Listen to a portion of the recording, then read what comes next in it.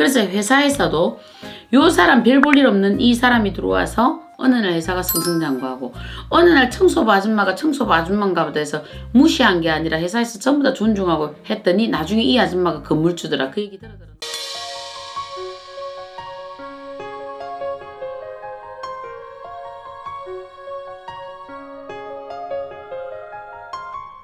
네, 작두신당의 정정은입니다. 네, 저는 어떤 부분으로 볼 때 그래 보거든요. 본인이 만약에 A라는 사람과 또 내가 어떤 뭐 미팅을 만났든 또 아니면 사업으로 비즈니스로 만났든 또 아니면 본인이 갔던 프로젝트에 갔던 팀원으로 구성이 되었든 나는 저 사람에게 최선을 다했는데 내가 누누이 이렇게 뒤통수 맞는 것 같다. 만약 그렇다면 본인이 혹시 저기 저 사람을 본인이 성심성의껏 대하지 않은 거는 아니고 이러거든요. 왜? 우리가 항상 보셔야 되는 거는 부부가 되었든 또 가족이 되었든 그 얘기는 하셨을 겁니다. 너희들이 비슷한 어떤 업장의 고리로 가족이라고 만나지고 부부라고 만나진다. 그렇듯이 한 회사의 프로젝트를 만드는데 팀원으로 구성이 되었다. 그러면 나는 지금 현재 저 부장이 내가 부장이라고는 부르는데 저 사람의 어떤 사고, 저 사람의 행동, 저 사람의 생각 이런 걸 보면 내가 일단 직책이 높아 따라는 가지만 나는 그 사람을 무시하고 있지 않는가. 그 사람을 인정해주지 않고 내가 그래도 저 사람보다는 좀 더 낫다라고 본인을 추들어가지는 않는가라고 보시거든요. 항상 신에서 보시는 거는 뭐냐 하면 그렇게 보십니다. 지금 현재 있는 우리 제자 앞에 있는 이 사람의 형태를 그 상태로 보지 말으시고 여기 이 사람 뒤에 있는 선관을 봐라. 이 사람 뒤에 있는 조상을 봐라 이거거든요. 우리가 손님을 상담할 때도 그렇거든요.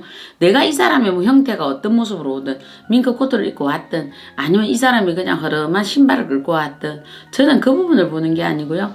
이 사람 뒷면에 있는 조상을 보는 거거든요. 이 사람 뒷면에 조상이 이 사람을 어떤 생각으로 끌고 가고 계시고 여기 이 사람과 어떻게 지금 일치점을 만나려고 이 조상이 애를 쓰고 계시는가. 그렇게 되었을 때 굉장한 이 에너지가 나오거든요. 에너지가 나오듯이 본인이 스스로가 내가 그 척도를 재어놓고 있지 않느냐거든요. 사람들은 외형이 초라하고 별 볼 일이 없을 때 그 사람을 무시하고요.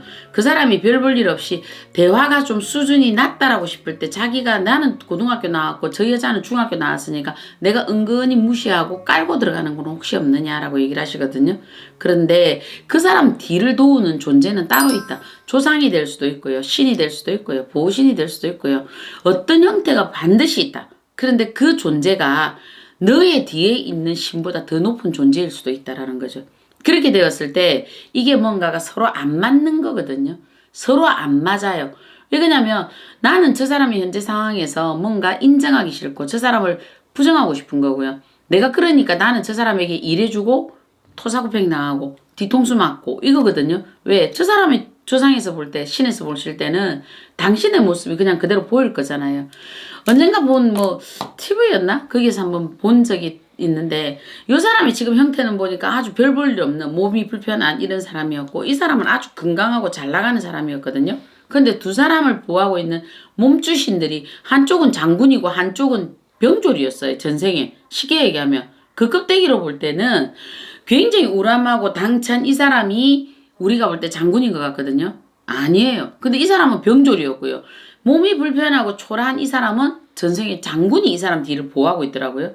그러니까 이 우람한 사장이 별 볼 일 없는 이 사람을 무시하고 두들겨 패니까 나중에는 어떻게 되느냐? 이 사람이 나중에는 자기 병졸이 되잖아요. 그죠? 몸 뒤에 있는 혼신들이 둘이 딱 붙으니까 이 사람이 날아가더라니까 사고로.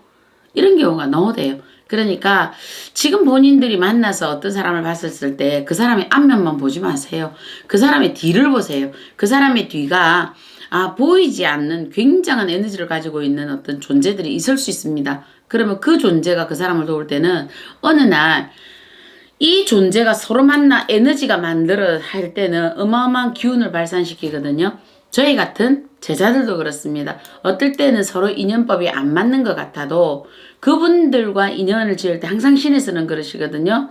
저 법사 뒤에, 법사 선생님 뒤에, 저 보살 선생님 뒤에 정말 네가 모르는 성관들이 계신다. 그래서 그 인연법으로 우리는 이렇게 한마당으로 어우러져 있다 이러거든요. 그래서 그 모습을 가지고 평판하지 마라 하셨거든요. 그렇습니다. 그냥 살아가시면서 내가 뭔가 뒤통수를 맞았을 때는 본인이 그 사람을 인정하지 않았습니다. 그게 누가 되었든 내가 하나의 패턴을 바꿔보세요. 아, 내가 지금 저 사람과 만나서 대화를 하는 거는 내가 지금 딱 수준이 딱 여기인가 보다라고 생각을 하시고요. 그 사람을 존중하고 인정해 주보세요. 그러고 나면 본인에게 그 사람이 생각지도 못한 선물을 가지고 들어옵니다. 그거는 그 사람이 주는 것이 아니라 그 사람도 모르는 그 사람 뒤에 있는 존재가 나에게 선물을 주시는 거예요. 왜? 당신이 유일하게 내 모습을 보았다. 당신이 유일하게 나의 자손에게 나의 자손의 모습을 정확하게 봤다. 그러니까 내 자손에게는 편하지 않게 돕는다 하더라도 내 자손을 인정한 당신에게는 어마어마한 기운을 주겠다.